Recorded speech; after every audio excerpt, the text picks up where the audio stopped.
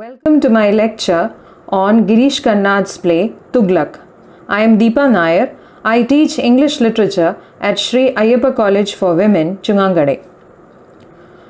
Girish Karnad's play Tughlaq is a very important historical and political play which was written in 1964. It is Karnad's second play after Yayati, which was written in 1961 when Girish Karnad was 23 years old. The immediate motivation for writing this play was a comment which was made by an eminent Kannada critic, Kirtinath Kurtkoti. He said that there were no good historical plays in Kannada. So Girish Karnad decided to write a history play in Kannada while he was pursuing his master's program under the Rhodes Scholarship at Oxford University. He was at Oxford from 1960 to 1963. He researched all the historiographic material that was available at Oxford University, and finally he found this story, or rather the historical documentation of Muhammad bin Tughlaq, the 14th century Sultan of the Tughlaq dynasty of the Delhi Sultanate. He found him to be a very intriguing character. Girish Karnad has said that Muhammad bin Tughlaq was a very intelligent and far-thinking visionary ruler, but he was also one of history's greatest failures. Now, who was Muhammad bin Tughlaq? Muhammad bin Tughlaq belongs to the Tughlaq era of the Delhi Sultanate. The Delhi Sultanate ruled over India from 1200 to 1400. This was a period when various Islamic dynasties ruled over India, and it signaled the end of the glorious period of Hindu rule and signaled the arrival of the Islamic rulers. Now, this particular period has not got much attention because it has been overshadowed by the Mughal Empire and the British colonizers of India. So, the Tughlaq dynasty was established by Ghiyasuddin Tughlaq, Muhammad bin Tughlaq's father, in 1320. Muhammad bin Tughlaq came to the throne in 1324 and he ruled till 1351. Quite a long period of rule, and it gave him ample time to pursue his bold experiments and his visionary thinking, but eventually it ended up in him being called the Pagla Raja or the Mad King. Muhammad bin Tughlaq was far ahead of his times. He was very well read in religion and philosophy. He had a rationalistic perspective, and he was somebody who valued merit.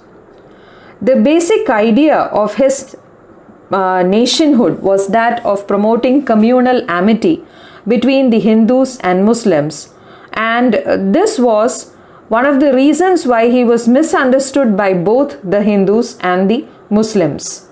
Karnad's play, which was written in 1964, is a play that reverberates across generations. It continues to resonate with audiences even today. What is the reason for this kind of reverberation? What is the reason for this kind of resonance of the play? Now, this play was written at a point of time when people of Karnad's generation and Karnad himself felt a certain sense of disillusionment and disappointment with the Nehruvian era of governance. The freedom movement had been guided by a very strong and principled or rather ethical moral code of conduct. But once the Nehruvian era began, then politics in a very nasty and sort of a very disturbing form took over. So this play is a reflection of their disappointment also. But the uniqueness of this play is that it has continuously been able to connect with the contemporary political landscape across ages, across generations. The Nehruvian era of Indian politics is considered to be a period when we had a very idealistic Prime Minister, Pandit Jawaharlal Nehru, and it is parallel to the era, the Tughlaq era, when Muhammad bin Tughlaq ruled over India. He was a visionary, he was an idealist, he had grandiose dreams for India. But the problem is both of them failed to fulfill those dreams, and both of them were unable to make the masses happy. As far as Tughlaq is concerned, he became the most hated, reviled, feared and ridiculed king in Indian history. The relevance of the play increases as the interpretation of the play evolves to suit the political landscape of passing ages. Now, the next part of my talk will deal with Tughlaq as a history play. Tughlaq is not just a political play, it is a history play, and it forces us to question our received interpretation of history. By received interpretation, what I mean to say is, what we know of Tughlaq's period is from the documents, from the historical records that have been written by contemporary historians like Barney and later day British historians like James Mill and Vincent Smith. Now, Karnad has relied mostly on the Tarikh-e-Firoz Shahi, which was written by Barney. Barney was a contemporary and he is one of the historical characters whom we find in the play also. Now, these accounts can be prejudiced because they are affected by the prejudice or the opinion of the writer who puts forth this documented perspective. Barney is somebody who was present in Tughlaq's court and he documented the period, but he had a very jaundiced eye towards the emperor's bold experiments and visionary ideas. Later day historians like James Mill and Vincent Smith had this typical perspective of Muhammad bin Tughlaq being a oriental ruler who was very intelligent but at the same time wayward and impulsive, and these were the kind of rulers who were suppressed and brought into line or civilized by the British government or the British colonial regime when it took over the rule of India. We find that some of the dialogues in the play are very closely related to the historical records that were written by Barney in his Tarikh-e-Firoz Shahi. And Karnad has also stayed true to the chronology of events as they actually happened during Tughlaq's reign. The best part about this play is that Karnad has skillfully and effectively blended history, fact and fiction. We have historical characters like Ziauddin Barni, Najib, the Wazir of Tughlaq, then Tughlaq's stepmother, and Sheikh Imam Udine. Plus we have two fictional characters, Aziz and Azam. Aziz is a character who comes across as a foil for Tughlaq, for Muhammad bin Tughlaq. Now throughout the lecture, I will be using the terms Tughlaq, Muhammad and Sultan to refer to Muhammad bin Tughlaq. Karnad's Tughlaq compels us to question our interpretation, our understanding of history. It forces us to question our perspective of history as we have received it from past generations. And it also reminds us that the past plays a very crucial role in the present. What I'm going to do next is provide a scene-by-scene summary of the play.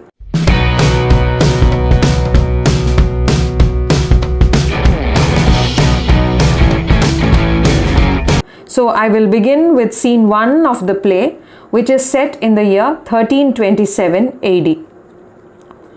A couple of citizens of Delhi are standing in front of the court complex and they are discussing Muhammad bin Tughlaq's reign. The opinions that are expressed by the gathered crowd are very diverse. Some of them hate him, some of them admire him, some of them worship him, some of them view him with complete distrust. The people of Delhi actually don't know what to make of their Sultan with his bold experiments and his new policies. He is very accessible to his people.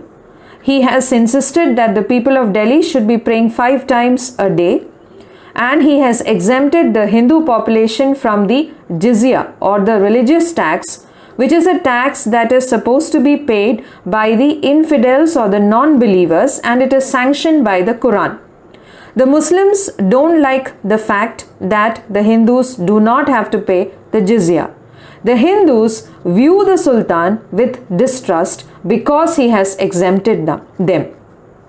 Now, this is the kind of dilemma that we find throughout the play, and Muhammad bin Tughlaq continuously battled this dilemma, wherein people always misunderstood him, people always misinterpreted his motives. Every new policy, every new experiment that was introduced by Muhammad bin Tughlaq was looked upon with distrust. It was ridiculed. Loopholes were discovered, and there were many who made profit. That is how Karnad has depicted events in the play Tughlaq. Tughlaq was somebody who has been portrayed by Karnad as a man with a very secular outlook. Throughout his rule, he tried to promote Hindu-Muslim amity, and every step that he took was with this mission in mind, that there should be communal amity in the country. He tried to be fair, he tried to be just, and he always rewarded merit. Now, there were 2 crucial decisions which were taken by Tughlaq, which were responsible for all the bad publicity that he acquired in later ages. One of his important decisions was to shift the capital of his empire from Delhi to Daulatabad in the south. He believed that Delhi, being very close to the borders of his empire, was very susceptible to be attacked by foreigners or enemies. So he decided that Daulatabad would be a better option. Another reason for his selection of Daulatabad was that Daulatabad was a Hindu city. So if the Muslim population or the entire population of Delhi moved to Daulatabad, then it would promote amity between the 2 communities. The second decision that he took, and which proved to be one of the reasons for his downfall, was that of introducing copper currency. Copper currency, which would be exchanged with silver dinars, would have the same value. Now, this particular decision led to the minting of counterfeit or fake coins by everybody, almost everybody, and the coins piled up all over the palace, and the emperor or the Sultan didn't know how to dispose of these coins. So these were the 2 decisions which were responsible for the downfall of Muhammad bin Tughlaq. In the play, Karnad has hinted at actual events from history to depict the various speculations or rumors that surrounded the reign of Tughlaq.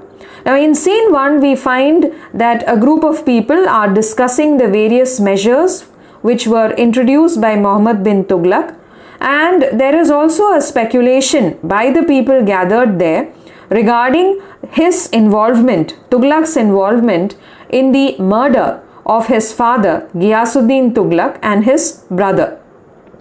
Now, Ghiyasuddin Tughlaq was returning to Delhi from a very successful campaign in Bengal, and Muhammad bin Tughlaq quickly ordered the construction of a wooden pavilion for the victory celebrations. When Ghiyasuddin Tughlaq climbed onto the pavilion, one of the elephants crashed into the pavilion and the pavilion collapsed, leading to the death of Ghiyasuddin Tughlaq. So there are a lot of rumors that it was Muhammad bin Tughlaq's idea that made the pavilion very shaky and that is what led to the death of his father and his ascension to the throne of the Delhi Sultanate. In scene 1 of the play, we also come across the people talking about a very popular speaker, a holy speaker and orator, Sheikh Imam Udine, who has been whipping up sentiments against Tughlaq's policies and his experiments. The flaws and loopholes in Tughlaq's bold and unpopular experiments are very carefully studied and used by Aziz. Aziz is a dhobi or a washerman from Shiknar. He is a very clever, ruthless and unscrupulous man who is very ambitious. And he is a perfect foil for Tughlaq, because like Tughlaq, he also wants too much from life. He is very ambitious both for wealth and for political power, just like Muhammad bin Tughlaq. When I say Muhammad bin Tughlaq, what I mean is Muhammad bin Tughlaq in Karnad's play Tughlaq. Now Aziz, he takes over the disguise of a Brahmin, Vishnu Prasad, a Brahmin from Shiknar, who files a case against the Sultan. His complaint was that the Sultan's officers had illegally seized his land, so he demands compensation from the Sultan for his loss. And he files a case against the Sultan and his officers. When the verdict is delivered, the verdict is in favor of this Hindu Brahmin Vishnu Prasad against the Muslim Sultan. So due compensation is rewarded to Vishnu Prasad, and he is also offered a job in the civil services. And this is declared to the gathered public through a proclamation. Now all the people who are gathered in the yard in front of the court of justice are very shocked when they come to know of the verdict where a Brahmin has been able to defeat the Sultan, the all-powerful Sultan. The Sultan was very keen about maintaining a fair and just administrative system, and it was this particular loophole which was exploited by Aziz to make money and to fool the system, including the Sultan. The next scene of the play, it depicts Tughlaq pondering over a game of chess, and his stepmother, with whom he is very close, walks into the room. And then Tughlaq informs his stepmother that his childhood friend and chess companion Ainul Mulk is marching from Awadh to Delhi with a 30,000 strong army to attack him. The Sultan appears very cool. He appears completely unruffled, and he also tells his stepmother that he has only 6,000 soldiers to beat the 30,000 strong army that is marching towards Delhi. Tughlaq's stepmother dislikes Tughlaq's very close relationship with his Wazir, Najib, whom she considers to be extremely influential and powerful. The play proceeds like a game of chess, with Tughlaq outmaneuvering his enemies and violently eliminating them.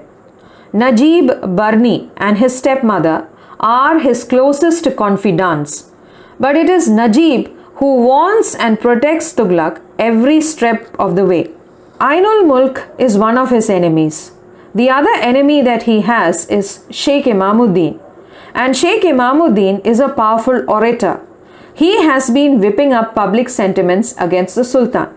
So the Sultan invites Sheikh Imam Udine to Delhi for a public audience. The Sheikh arrives in Delhi and he finds that there is nobody to listen to him speak.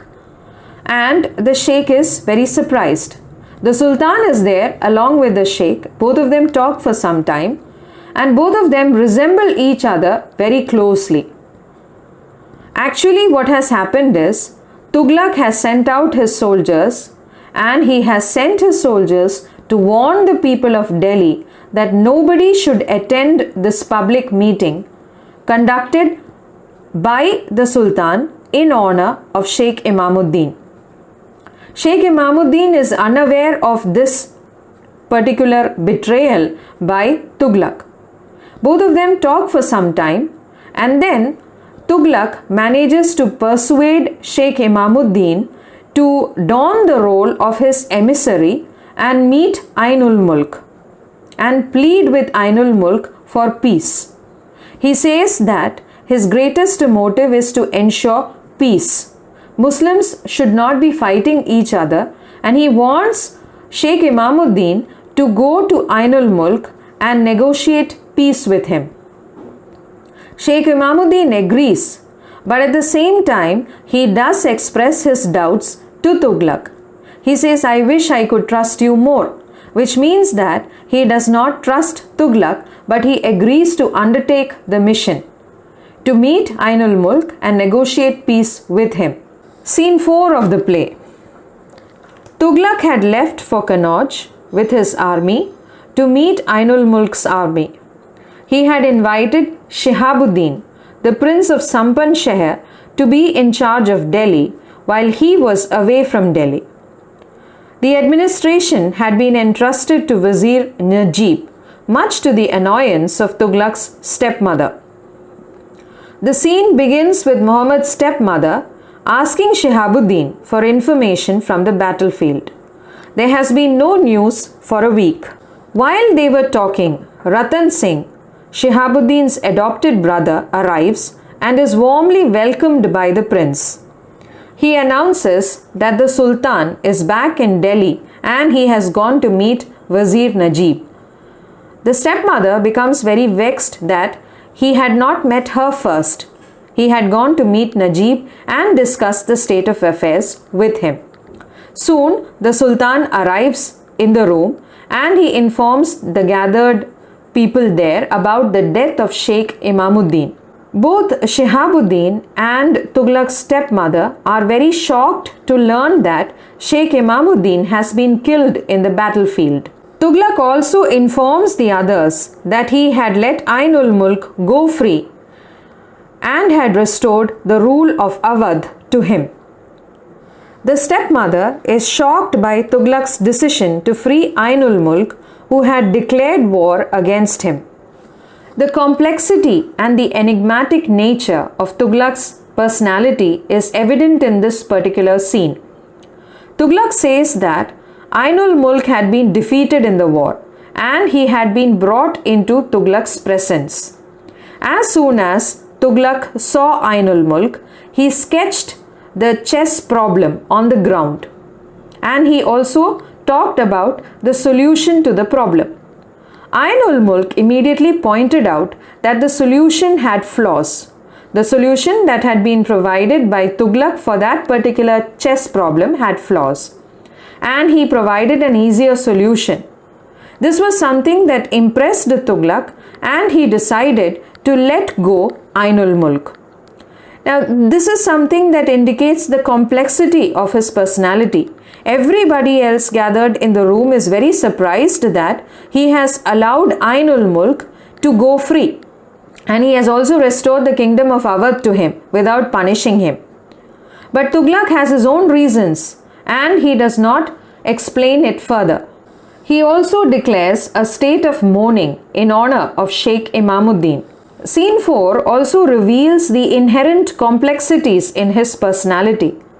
What we see or the dialogues that we hear from Tughlaq's mouth about the death of Sheikh Imam Udine are actually proven false by the words of Sardar Ratan Singh. Sardar Ratan Singh gives us another version of the death of Sheikh Imam Udine on the battlefield. Sardar Ratan Singh says that he had gone to meet the Sultan on the battlefield when he arrived at Kannauj. The Sultan had been very unhappy to see Ratan Singh. The next day, Sheikh Imam Udine, dressed in royal robes, was made to sit on top of an elephant. He was accompanied by a platoon of soldiers. Ratan Singh was made to stand in the front line of that platoon, the line that usually falls first when battle is declared. And they marched into the battlefield. Poor Sheikh Imam Udine had been made to believe that he was the emissary of the Sultan and he had been entrusted with the task of negotiating peace with Ainul Mulk. So when the platoon reached the battlefield and stood in front of Ainul Mulk's army, Sheikh Imam Udine stood up on his elephant At that point of time, a trumpet was blown from his own side. The blowing of the trumpet was a signal for Ainul Mulk's army to start showering arrows at the enemy. A number of arrows hit Sheikh Imamuddin's body. He actually turned into a human porcupine, as described by Karnad in the play, and he fell down from the elephant. As soon as he fell down from the elephant, because of his very close resemblance with the Sultan, both the enemy soldiers and the soldiers on his side, on Sheikh Imamuddin's side, assumed that Tughlaq had died. So the Tughlaq soldiers, they started fleeing from the battlefield, and Ainul Mulk's soldiers assumed that the Sultan was dead. So they were very victorious. They felt that they had succeeded in the battle, and they started chasing the fleeing soldiers. During this fleeing, many of them trampled on Sheikh Imamuddin's body, and it was a very gory and painful death. The soldiers of Ainul Mulk who chased the fleeing soldiers were trapped by Tughlaq and the remaining part of his army, who were hiding in the hills. There was a massacre, and that is how Ainul Mulk had been defeated by Tughlaq. In one shot, he had destroyed 2 of his enemies. Ainul Mulk had been defeated, and Sheikh Imamuddin had been killed on the battlefield. When Tughlaq comes back to Delhi, he declares a state of mourning. So all his problems have been solved. All his enemies for that particular period of time had been eliminated. Ratan Singh reveals that the Sultan himself had been responsible for the death of Sheikh Imamuddin, and he calls the Sultan an honest scoundrel. Shihabuddin, the prince of Sampan Sheher, who had been entrusted with the task of looking after Delhi in the absence of Tughlaq, is somebody who deeply loves and admires Muhammad bin Tughlaq. On hearing this version of events from Ratan Singh, he is slightly taken aback and rattled.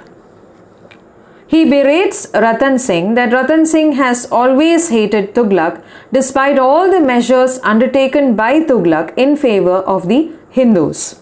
Now, Ratan Singh agrees that the Sultan is impartial.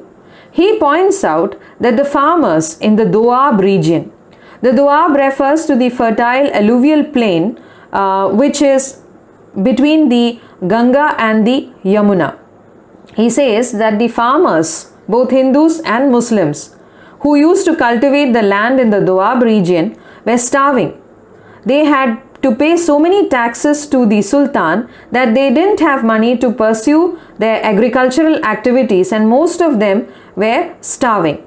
So in that way, he was impartial, because under Tughlaq's rule, both Hindus and Muslims suffered. Scene 5 of the play. Scene 5 of the play has a meeting of the nobles or the emirs, Ratan Singh and Shihabuddin, at a secret location. Shihabuddin hesitates in the beginning to be a part of this conspiracy to overthrow Muhammad bin Tughlaq or Sultan Muhammad bin Tughlaq. The nobles are deeply unhappy with the state of affairs. They want Shihabuddin to join them in their plot against Tughlaq. They inform Shihabuddin about the many taxes imposed by Tughlaq on the people. The people do not want the capital to be shifted to Daulatabad, and they also tell him how Tughlaq had threatened the people of Delhi and prevented them from attending Sheikh Imamuddin's public address.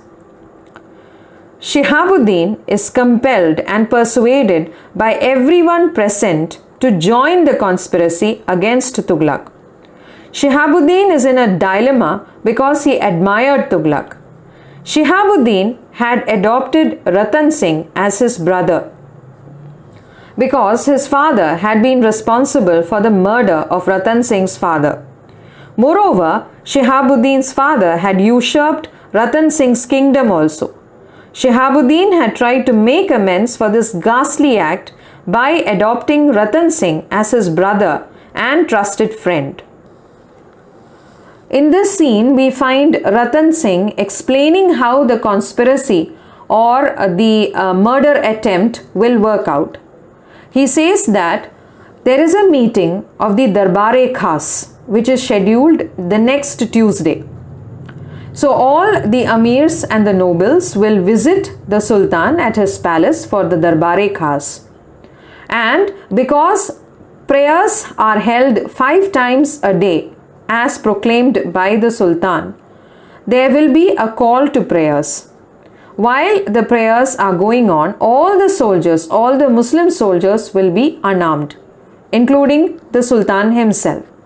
Now, this is an observation made by a Hindu noble, Ratan Singh, and it shocks all the Muslim nobles that every soldier, every Muslim soldier inside the palace would be unarmed at the time of the prayers. Ratan Singh also says that there will be a couple of 100 soldiers outside the palace, and during the prayer hour, the murder or the assassination of the Sultan would have to be carried out. But some of the nobles are very doubtful about killing a man while he is praying. And then Shihabuddin himself is also very hesitant to be a part of this conspiracy.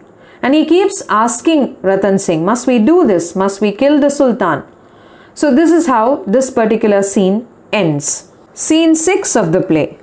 It is the day of the Darbare-Khas. The amirs and Shihabuddin arrive to meet the Sultan.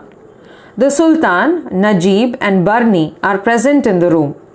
The Sultan informs them that he has to go to the mosque for prayers. He also informs them that Abbasid Ghiyasuddin Muhammad of the Holy Family of the Abbasid Caliphs will be visiting Daulatabad at his invitation. Then he surprises the assembled men by questioning his role as king. He voices aloud his doubts. He says, I am a king. I wear the royal robes. I have honored myself with the title of Sultan. But what gives me the right to call myself a king? He asks them, am I a king only because I am the son of a king? Or is it because I can make the people accept my laws and the army move to my commands? What would you have me do to become a real king in your eyes? Shihabuddin urges the Sultan not to shift the capital. He tells him that the people are not happy with his decision. Tughlaq explains that his empire cannot flourish with Delhi as its capital. Tughlaq also makes the announcement that he is introducing copper coins instead of the silver dinars. And for a particular period of time, the copper coins will have the same value as the silver dinars. Tughlaq explains that the Chinese had already introduced paper currency, and the seal of the emperor was enough to ensure the trust and faith of the Chinese people. So this was one of the reasons for his plan to introduce copper coins in place of silver dinars. Tughlaq is an extremely persuasive man. He kneels down in front of the nobles. He pleads for their support in every scheme that he plans to undertake in the future.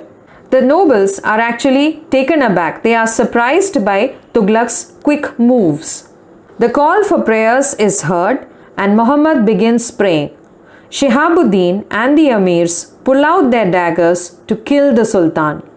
But they are shocked when armed Hindu soldiers surround them and the rebels are dragged away. Shihabuddin is not seized by the guards. The Sultan had been aware of the plot, and he reveals that Ratan Singh had warned him of the conspiracy. The letters that had been returned by Shihabuddin to his father had been handed over by Ratan Singh to the Sultan and Wazir Najib.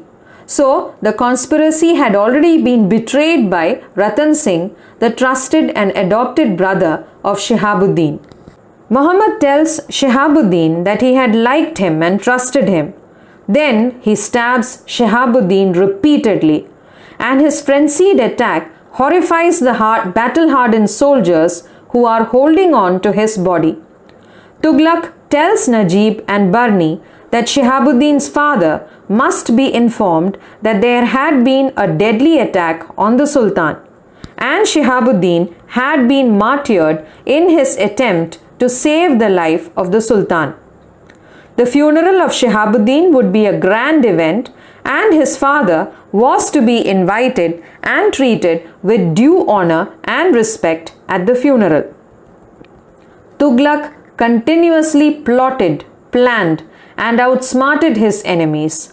The Hindu soldiers who had seized the conspirators were also killed, so that news of the attack would not spread. Tughlaq's reign was violent and bloody, and the dead bodies kept piling up. He also ordered the citizens of Delhi to begin their march to Daulatabad from Delhi. Tughlaq orders that everyone should be driven out of Delhi. He proclaims, "Nothing but an empty graveyard of Delhi will satisfy me now." Tughlaq is enraged that his people perpetually fail to understand his vision and his philosophy. He is angry with their attempts to undermine his policies, and the planned bid to murder him enrages him even further.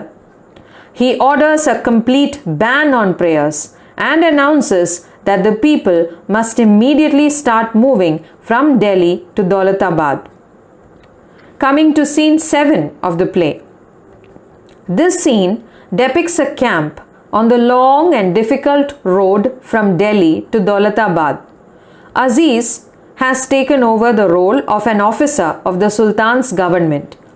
He is in charge of this camp, and a desperate Hindu woman approaches him. She pleads to be allowed to take her very ill daughter to the doctor, but Aziz is adamant and refuses to give her permission.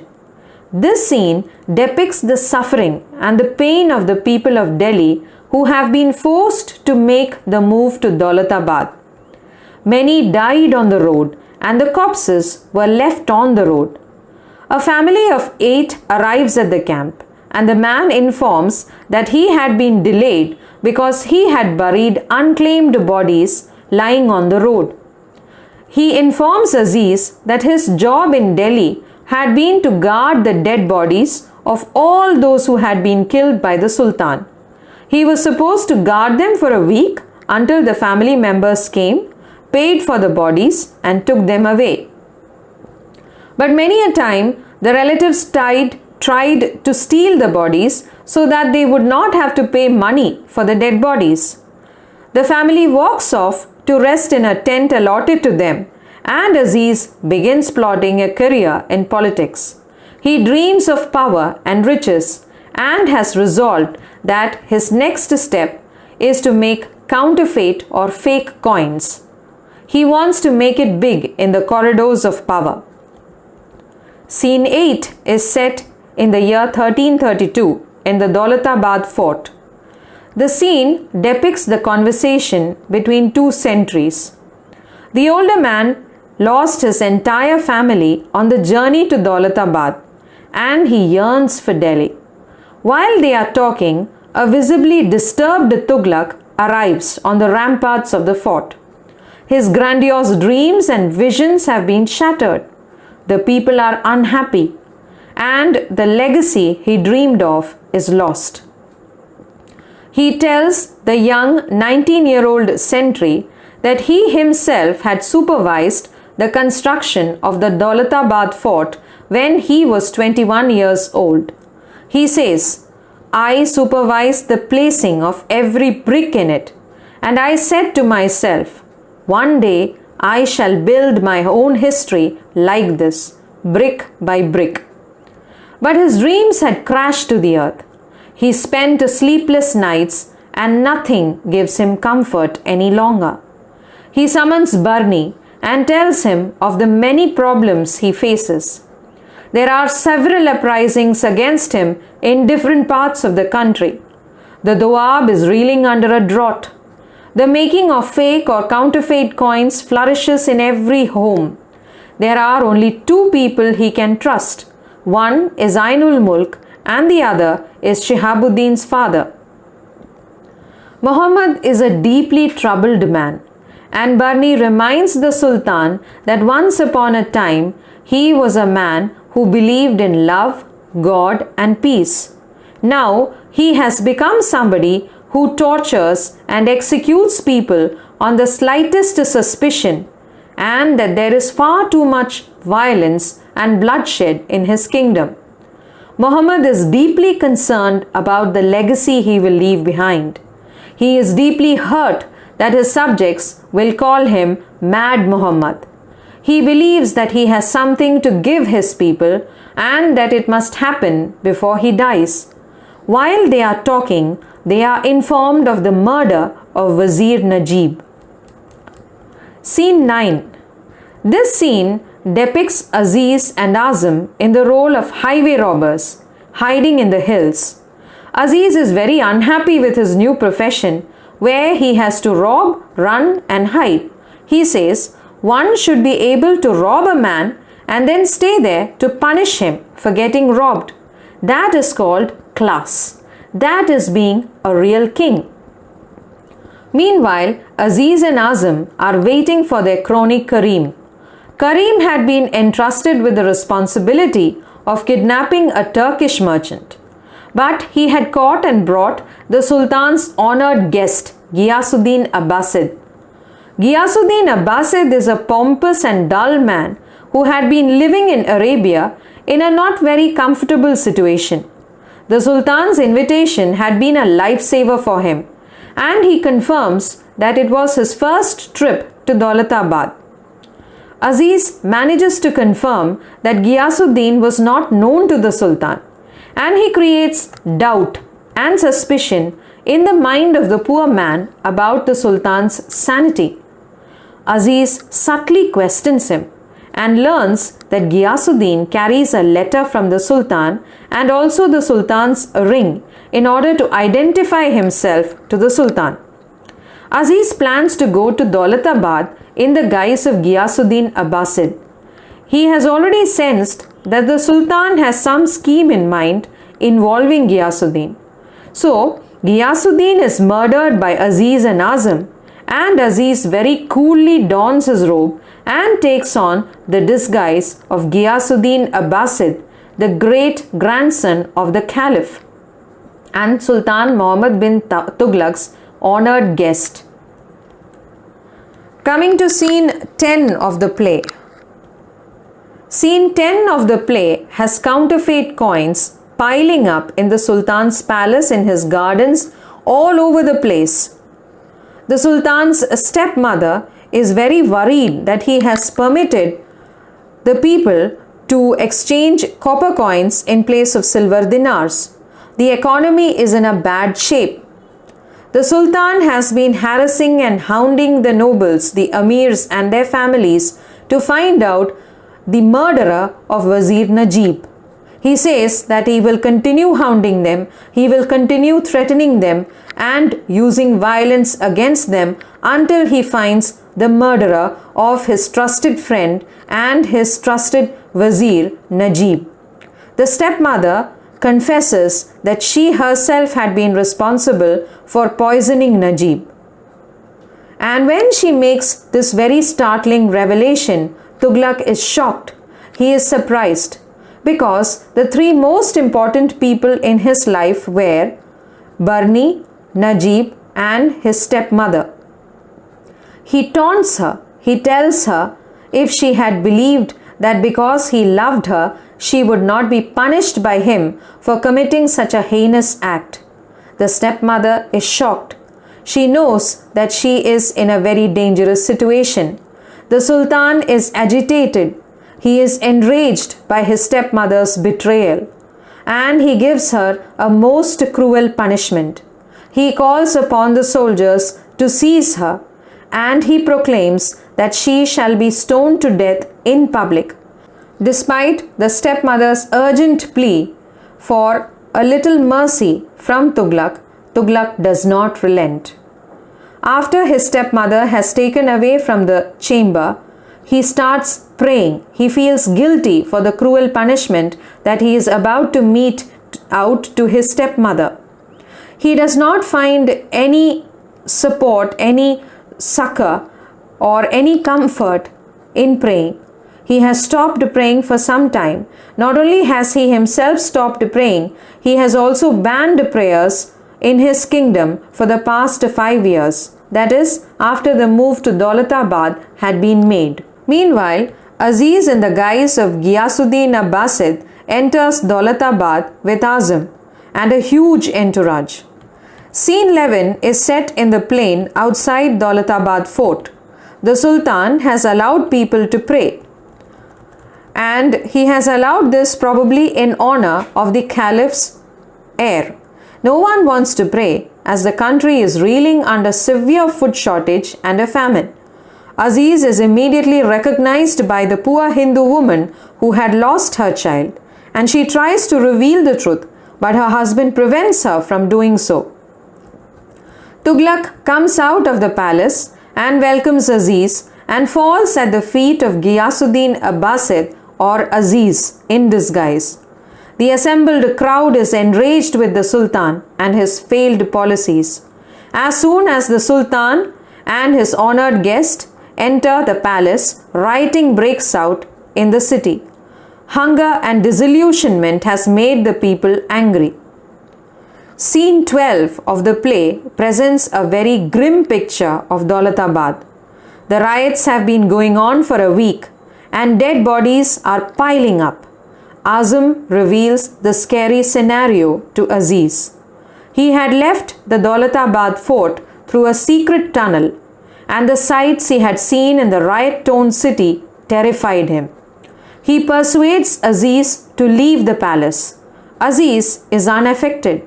He coolly tells Azam that the Sultan's palace is the safest place in Daulatabad. Azam is scared of the Sultan himself and his strange ways. He finds the Sultan to be a very whimsical and enigmatic character. He tells that the fake coins were heaped outside his window. One night, Azam had been unable to sleep. He stood by the window, looking out at the heaps of coins in the garden. Suddenly, he saw a man in the garden, wandering alone. It was Tughlaq, and he dug his fist into the heap of coins and let it trickle out. The Sultan did this every night. Azam is deeply disturbed by the sights he has seen, inside the palace and outside on the streets of Daulatabad. He persuades Aziz to accompany him. Aziz refuses to do so, so he leaves the palace alone with his belongings. Scene 13 of the play begins with a conversation between Muhammad bin Tughlaq and Barni. Barni has come to tell Tughlaq that he is leaving for his hometown. His mother has died. He has not been able to be present during his mother's last days, so he wants to be there for her funeral. Tughlaq asks him if he plans to return. Barni remains non-committal, and Tughlaq tells him that he knows the truth. He tells Barni that he knows that Barni's mother had died in the rioting. So he asks Barni if Barni plans to return. Barni remains non-committal. While this conversation is going on, a guard comes in and informs them of the death of Azam Jahan, the trusted assistant and friend of Ghiyasuddin Abbasid. Ghiyasuddin Abbasid's friend Azam Jahan had been attacked by two men inside the secret tunnel leading out from the Daulatabad fort into the city. His belongings had been looted and he had been murdered. Aziz, in the guise of Ghiyasuddin Abbasid, has been informed, and he comes into the chamber. He is greeted cordially by Muhammad and informed of the death of Azam. Suddenly, Muhammad accuses Aziz of cheating them. Aziz is unafraid of Tughlaq and coolly reveals the truth that he was a dhobi or a washerman from Shiknar who had taken on many roles. He is unruffled when Muhammad threatens him for killing Ghiyasuddin Abbasid. Aziz compliments the Sultan for his imaginative methods in implementing and executing punishment for those who have angered or betrayed him. Aziz reveals that he has closely studied every scheme, every policy, and every plan of the Sultan. Aziz is more than a match for the shrewd and clever Sultan, and he remains unruffled by Tughlaq's death threats. He says that the Sultan would not dare execute Ghiyasuddin Abbasid, the descendant of the Caliph, in whose honor public prayers had been resumed after a gap of 5 years. Aziz reveals to Tughlaq how he had discovered loopholes in every new measure and experiment that had been introduced by the Sultan. He had used them to outwit the system, to make money, and to rise to the level of becoming the Sultan's honored guest, Ghiyasuddin Abbasid.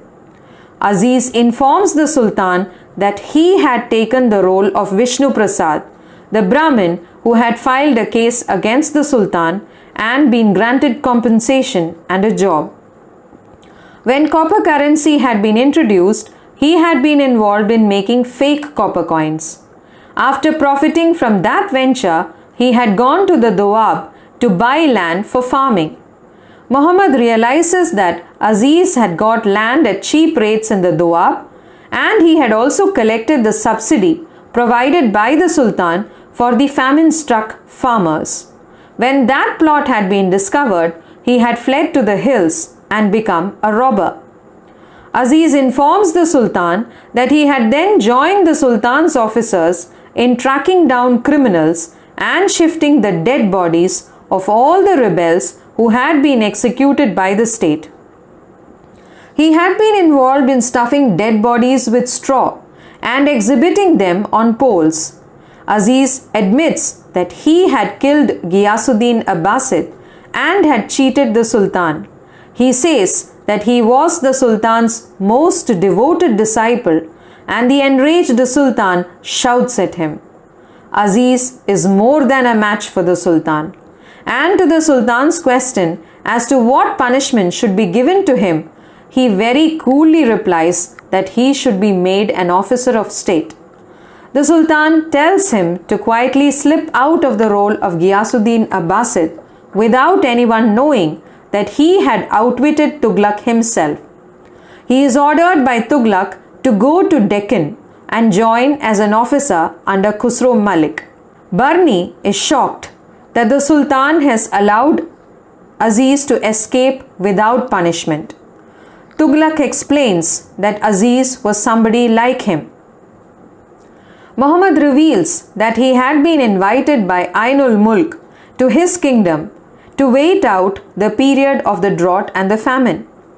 But Tughlaq confesses that he does not believe in Ainul Mulk also, because Ainul Mulk himself is going through a phase where he has become unpopular in his own kingdom because of the downfall of the economy, because of the problems of the drought and the famine. So, Tughlaq informs Barni that his aim, his plan, is to go back to Delhi with his people. Barni leaves the Sultan, and Muhammad suddenly finds himself very sleepy. He has been an insomniac for 5 years. Suddenly he finds sleep overtaking him, and he falls into a deep slumber. The call for prayers goes unheard. The prayers begin, but the Sultan remains asleep. Suddenly he wakes up, and when he wakes up, he is surprised and afraid. This is how the play ends. The play has 13 scenes, and the play ends with the Sultan awakening from his sleep in a very dazed and frightened state of mind. Thank you.